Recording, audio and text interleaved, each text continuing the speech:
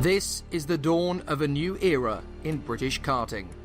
Over 550 drivers in 12 classes competing for victory over 18 race weekends.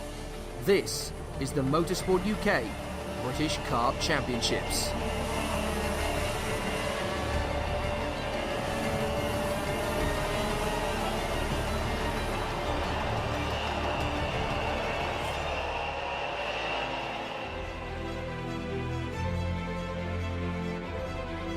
Last time out at Glanagorse, a front fairing penalty robbed Matteo Zanetti of a dominant win in the second final.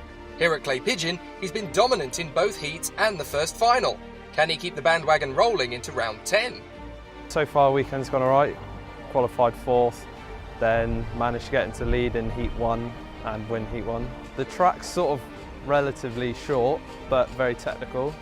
So, because it's a short lap, you end up doing quite a few laps, which makes it quite physical as well. It makes the racing really close and quite enjoyable as well. There's a lot of competition in this class. The people pushing me the most would be Michael Cheek and Nathan Schaefer. It's a benefit as well because you've got to make sure you're right on the edge when it comes to qualifying in the race, because the racing's so close. You've got to make sure you're the best you can be, basically.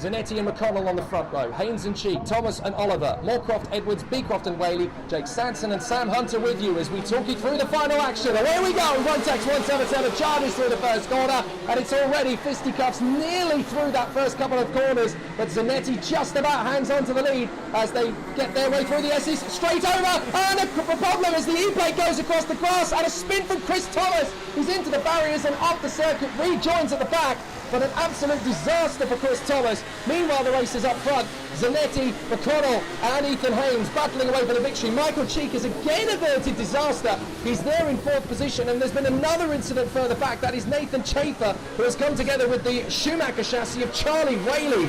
So a very dramatic opening lap. Looks as though everybody's pretty much still going, although there's going to be a monumental battle down the order between Schaefer, Thomas and Whaley. But out in front, up to second, has come Ethan Haynes past Jack McConnell. So Zanetti leads the way, but there's a furious battle behind. Chris Thomas, well, I mean, that just pretty much sums up how miserable his weekend's been. Just hasn't got the luck whatsoever. Found himself facing the wrong way out of the S's. Has managed to rejoin the race though, but it's a big ask to get a significant amount of points in this one. I just saw that manoeuvre there. Haynes going up the inside at Billy's, managed to make that move, and now he is closing in on Zanetti, to be fair. So it's going to be a tough battle between these three. But Matteo Zanetti, who has won every race he's started so far this weekend, both heats and the previous final, along with the second place man Ethan Haynes, who had his arm in the air there. I'm not quite sure what that was all about. Jack McConnell in third position, and the championship leader Michael Cheek again just staying consistent in fourth position with the 7 of James Moorcroft in behind him. And there's a contact further back. Problems there as Michael Roots has had an incident, and I'm not sure who that is he's gone with, but we've had an incident there, and I think that might be that could be Ian Branfield. Certainly single digits driver that's come off the circuit there. So we've got a problem. Michael Roots has had an issue, and I think it is with Ian Branfield. Yes, Branfield is off the circuit and out of the race for the Howard Racing team. And there's a yellow flag further back as the E-plate again in trouble. That's Cole Edwards, who's had a spin and now drops down the order. This is crazy stuff at Rotax 177 at Clay Pigeon as we get to the business end of the championship. In the midfield, a little bit of fisticuffs there between Joe Fiffner and Aaron Yao. But up at the front, here comes Ethan Haynes trying to come around the outside of Matteo Zanetti for the lead of the race. He's really pushing on a charge now. And Ethan Haynes all over the back of Matteo Zanetti as they come out of the S's.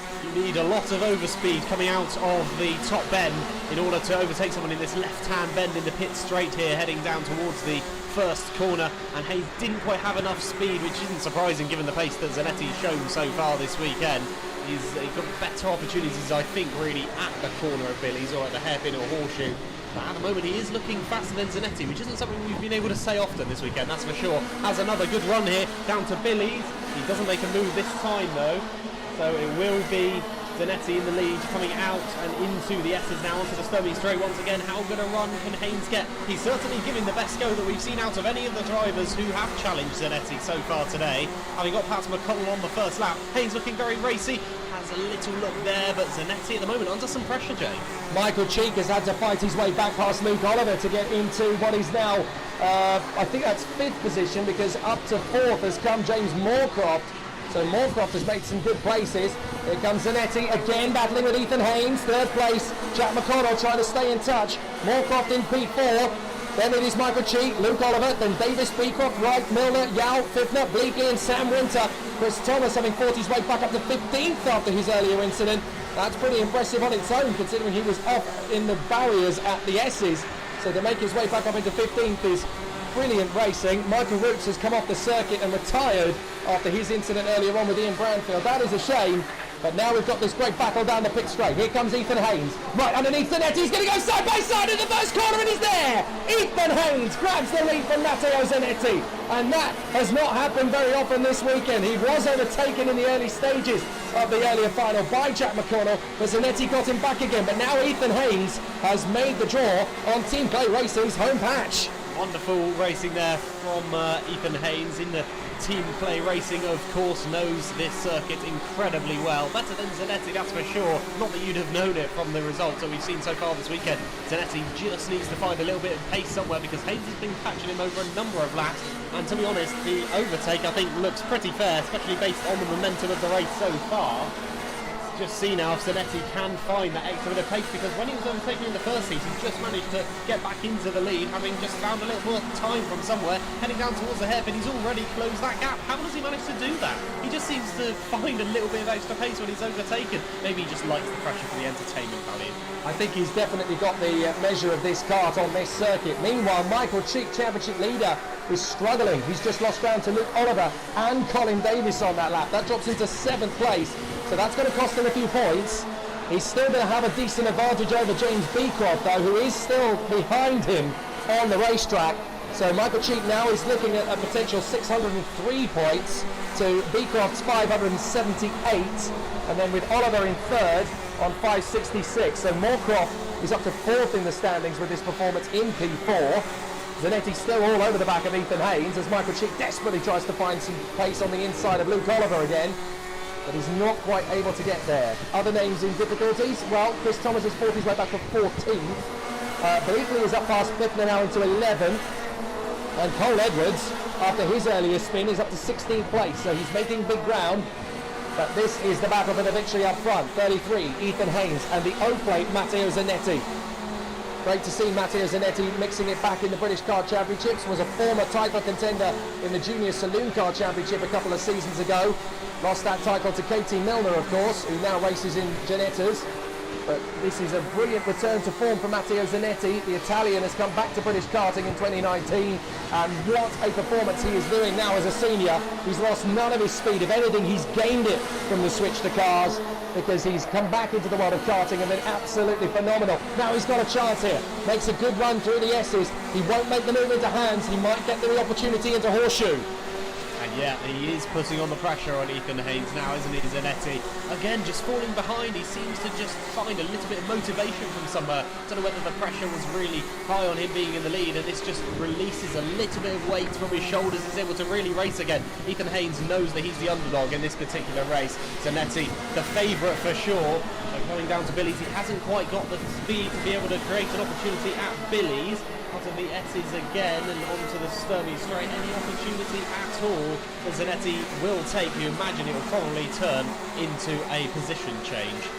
Worth pointing out again, of course, that these are very long races, 15 minutes plus per lap. He's sat behind Ethan Haynes, so essentially Haynes is doing all the work.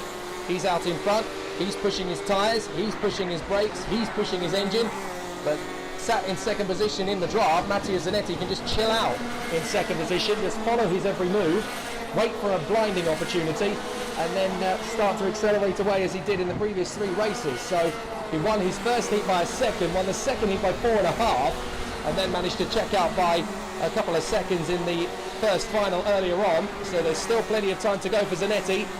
Haynes is just dialing him in, waiting for an opportunity to stick it up the inside and go for a move. They come off Buttons and up towards the top end once again. Still some great racecraft from these two up front. There's a great battle in the midfield as well as Michael Cheek tries to get back on terms with his teammate Luke Oliver. They've lost so much time to Moorcroft and Davis. So now Michael Cheek in 7th place. As further back, that is Chris Wright trying to get into 8th position on James Beecroft as they come through the first couple of corners of the lap. So some really exciting battles from our contenders in Rotax 177. Down into the braking zone, the 33 Ethan Haynes still pushing very hard indeed, trying to get the absolute maximum from the kart. Zanetti actually losing a couple of kart lengths there as he just tries to let Haynes have a bit more breathing space. I wonder if he's going to drop a little way back and then come back at him with a little bit more momentum. He doesn't need to push too hard at this phase of the race. There's still 6 minutes on the clock. Long finals, of course, and ticking down those minutes is going to be crucial to who has the best preparation. He's already got the gap down to nothing, so he's already trying to come back at him as Michael Cheek does make the move up the inside of Luke Oliver into Hans Hairpin. So that puts him into P6. That's crucial in terms of the championship fight because Beecroft isn't gaining points on him, but Moorcroft is, as too is Luke Oliver at this point. So he needs to keep banging in those good results. But so far, that would put him, Michael Cheek, on 604 points, and that would take him one step closer to his goal of becoming champion. James Moorcroft as well, he's having a pretty understated race in 4th position. He's managed to gain 3 from his grid start and up into 4th, and up the inside here Zanetti on the race lead. He's managed to get past Ethan Haynes there into the lead of the race, reclaiming that position, and once again, similarly to the first heat, he conceded that early position there, found himself in 2nd place, but then just managed to find a bit of extra speed. Now Ethan Haynes has all the work to do once again, heading down towards Billy's line. Great move by Zanetti. Textbook move from Matteo Zanetti, exactly as he needed to get the job done. He managed to get the move on Ethan Haynes, but now the roles are reversed, and Haynes is going to be the one doing all of the chasing on Matteo Zanetti. He won't want to let this victory slip away. It would be his first in 177 in a final this year if he manages to get past Matteo Zanetti. But in 3rd is Jack McConnell, who's had a really solid weekend on the KR Sport Machine. So if he can get an opportunity to get past both of these guys, he's going to take it. Haynes again pressuring Matteo Zanetti into Billy's blind, trying to edge him into a mistake. But Zanetti is not going to crumble that easy. Down the Sterney straight, up towards the Hans Hairpin. In through the right-hander, little bit of off-camber there, and then back up towards the horseshoe. This is where Zanetti nailed him a lap ago. Back on the power again, up towards Buttons, named after the 2009 Formula 1 World Champion Jenson Button, who started his racing career at this very circuit. As the Clay Pigeon Kart Club claims, winners start here. Haynes tries again through that first corner and into Billy's blind. He's not quite going to get through on the inside, up towards the SCs. He's really starting to dig deep and find a manoeuvre though, as Matteo Zanetti is having to find some very fast sectors in order to make the chore. I genuinely have the feeling this race is going to go down to the wire between the two of them. Haynes snapping all over the back of Zanetti, and McConnell and Moorcroft are waiting in the wings. Feeling you could be right there to going straight to the wire. It seems that whoever's in the lead is getting pulverised down the main straight by the driver in 2nd, and they manage to pick up the slipstream and just have the speed. Even if they get around away for the rest of the circuit, the pit straight helps the driver in 2nd so much to catch up to the race leader, and Haynes now is reaping the benefit of that down the Sterney straight once again, and race leader Zanetti under increasing pressure from Haynes. There's just no way to call this one at the moment. Zanetti would have gone into this race thinking, right, I've won all 3 so far this weekend, here comes a 4th, but Haynes is certainly looking to try and throw a spanner in the works, while Jack McConnell and James Moorcroft look on with interest. Well, Zanetti's very good at positioning the kart into the braking zone for the corners. That's how he's able to stay in front. So Haynes is going to have to dig deep and find something pretty magic to get through. Look, Zanetti, he just pulls the kart across by an inch or 2 off the racing line. Nothing particularly defensive, just enough to keep Haynes at bay. And it's very, very tactical from Zanetti. He's not really blocking in the same way that we've seen in a couple of the other races today. He's just been holding his line a couple of inches further over the racing line into the braking zone, and that's enough to keep Ethan Haynes a little bit hesitant. He doesn't want to risk and make a big gamble on Zanetti, so he's just got to time it right. but he managed to get the move last time by doing this, and he's going to dive to the inside and get him again. Lovely move from Ethan Haynes as he storms onto the inside line. That's how he got him last time, out of that final bend, the top bend, and down the pit straight. And with 2 minutes to go, Zanetti's got to respond. Yeah, once again, it was almost a carbon copy of the first manoeuvre. Haynes had the speed and just managed to get the better of Zanetti before even the first corner even arrived. I thought maybe Ethan Haynes, as is often a common tactic here, was maybe just biding his time a little bit, waiting for the last couple of opportunities and then striking. But he just knew that was an opportunity he had to take. I think Zanetti would have gone very defensive, of course, in the final lap, and he didn't want to take that risk. So Haynes up the inside, but now he once again be obliterated down that pit straight by this sheer speed of second place, using that slipstream. The wind, of course, there's a fair amount of wind today, so it's helping the drivers behind any other drivers get as much slipstream as possible. Zanetti to Haynes, though, going to go right till the wire with just over a minute left to go as they pass the back marker there. Yeah, Tim Darlow getting out of the way, not causing an issue for anybody. Very good work from Tim Darlow to spot the blue flag and move aside. But Ethan Haynes has the momentum now in front of Matteo Zanetti to the tune of 0.3 of a second. Zanetti can push like crazy. Having worked the tyres to within an inch of their life, they are now going to have about 2 laps or so after this one to battle for supremacy in the last race of the weekend for 177 Rotax. And Zanetti is definitely starting to hassle him in the braking zones. With 2 laps to go, he'll want to make the move pretty decisive. He's done it already over the course of the weekend. This is the fewest amount of laps in one race that Matteo Zanetti has led, but he's still got a great chance to get Ethan Haynes back again. Haynes has the home advantage. Zanetti has the superior advantage over the course of the previous 3 heats, and Zanetti just attacking those apexes. Meanwhile, we're so busy watching these two that James Moorcroft has crept up onto the back bumper of Jack McConnell, and there's a chance he could steal 3rd position in the last lap and a half as time runs down to 0. Driving really well is James Moorcroft, once again, like Ethan Haynes, knows this track incredibly well as he come out of the top bend for the penultimate time. They'll cross the line and see the last lap board. Ethan Haynes actually seems to have a pretty sizable advantage on Zanetti going down the pit straight that time. I don't know whether Zanetti maybe made a small mistake at the end of that lap. Coming onto the Sturvey straight now, it's Zanetti versus Haynes on the Sturvey straight for the final time. Is there a late opportunity? Oh my gosh, he got so late on the brakes there, but there wasn't quite enough space for him to move into the horseshoe. Haynes doesn't need to go defensive, and I don't think McConnell does either. Slightly further down the road, Zanetti just in behind. He's going to have an amazing exit out of the top bend here to get alongside on the final bend. But Ethan Haynes is going to hold it, and he wins on home soil. Ethan Haynes clinches a crucial victory. He finally ends Matteo Zanetti's run, and it means so much to him. Ethan Haynes has won a Clay Pigeon in the British Championships in round 10, and what a drive it was. Matteo Zanetti in 2nd place, valiant effort from him. 3rd position goes the way of Jack McConnell in front of James Moorcroft. 5th place for Colin Davis. Michael Cheek in a solid 6th place, so he still maintains a 26-point advantage over James Beecroft in the Drivers' Championship. Luke Oliver and James Beecroft are next up, from Chris Wright and Chris Thomas in the top 10 of this race. Nathan Chafer is 11th from Dan Milner, Cole Edwards and Joe Bleakley, Sam Winter, Joe Fifner, Charlie Whaley and Tim Darlow, with the retirements Aaron Yao, Michael Roots and Ian Branfield. But crucially, in terms of the championship fight, Michael Cheek still has the upper hand heading to Forest Edge, but Ethan Haynes has stormed a brilliant home win.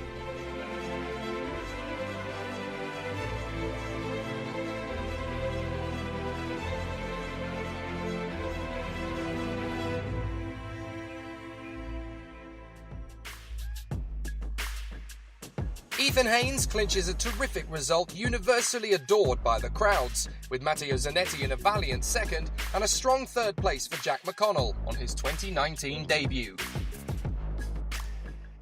I was literally like 2-3 car lengths just behind both of the guys the whole way.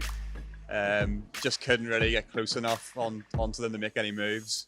On the last few laps, they just kind of pulled away from me just that little bit.